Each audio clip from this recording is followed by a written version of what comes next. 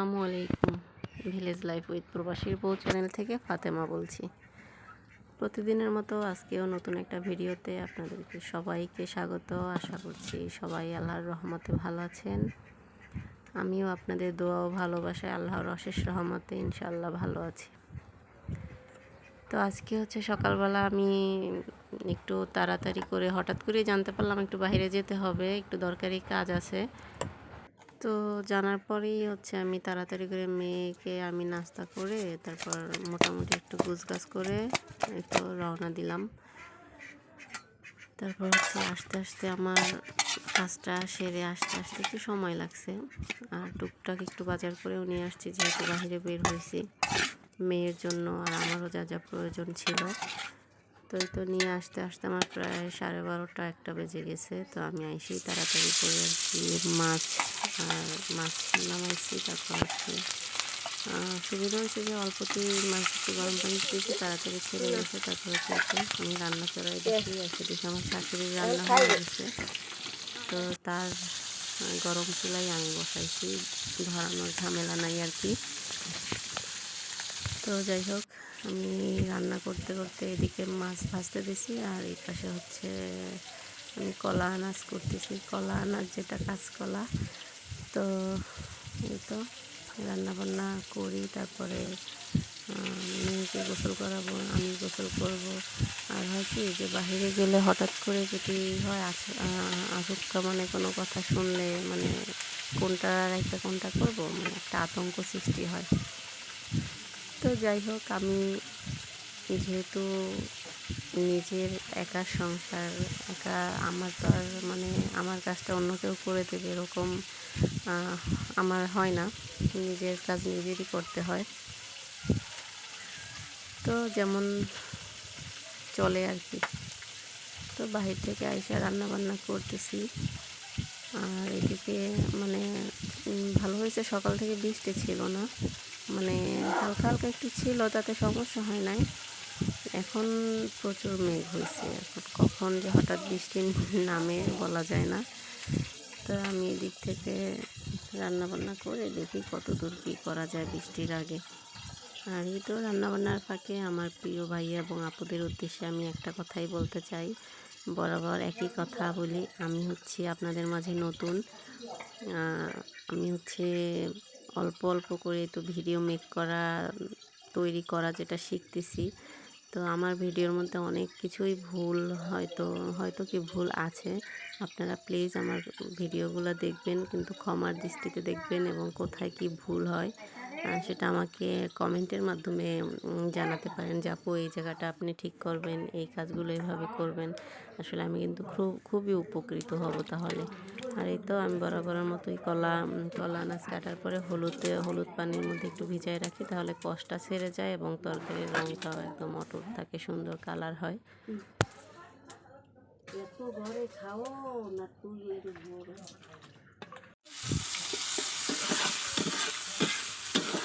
তো হচ্ছে আমি এখন তরকারিটা বসাই দিব।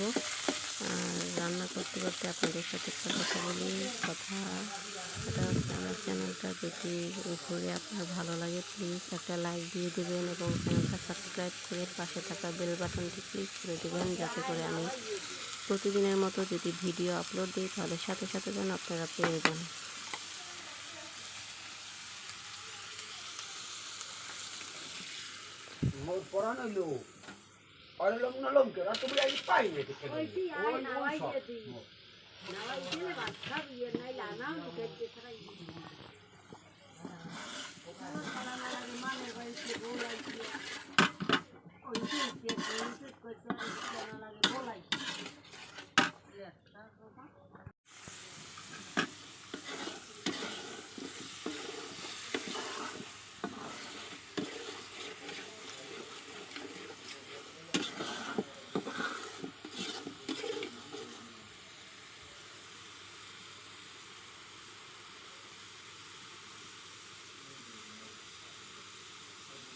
আর এই তো আমার মাছ ভাজার পরে মশলাটা কষানো হয়ে গেছে। আসলে আমাদের এখানে মশলা উসলানো বলে, যত ভালো করে উসলানো হয় মশলাটার তেল বের করা হয়, তত কিন্তু তরকারির আসলে টেস্ট বেড়ে যায়। আসলে কষানোর মধ্যে হচ্ছে রান্নার আসল মজা।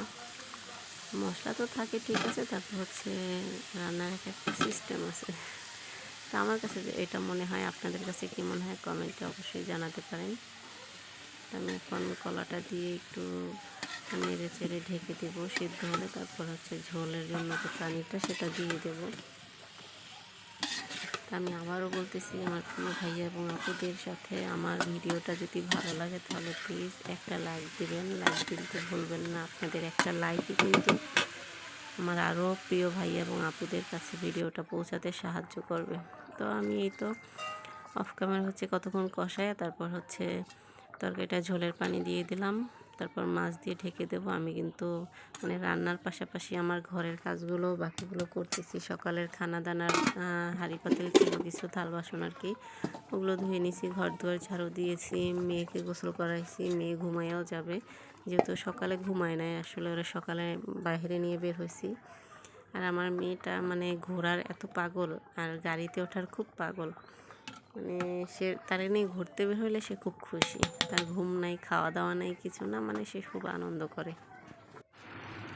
আসলে বাজার এত চড়া, মানে এত পরিমাণে দাম যে আমাদের মতো মধ্যবিত্ত বা গরিব ফ্যামিলির বাচ্চারা আসলে ফল কিনে খাওয়া খুবই মুশকিল, টাফ আর কি।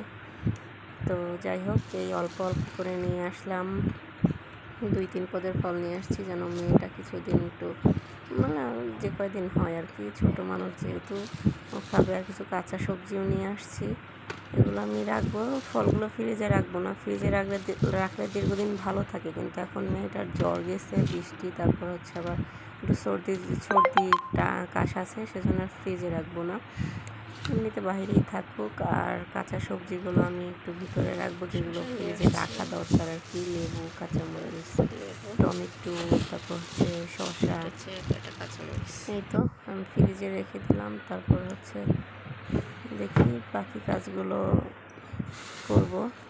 তো এইটা আমি করতেছি দুপুরে খাওয়া দাওয়ার পরে। তো আমার ভিডিওটা কেমন লাগছে, কোথাও যদি আপনাদের ভালো লেগে থাকে তাহলে অবশ্যই একটা লাইক দিয়ে পাশে থাকবেন, আর সবাই আমাকে সাপোর্ট করবেন। ভালো থাকবেন। আসসালামু আলাইকুম, আল্লাহ হাফেজ। এগুলো আপাতত বাইরেই থাকবে।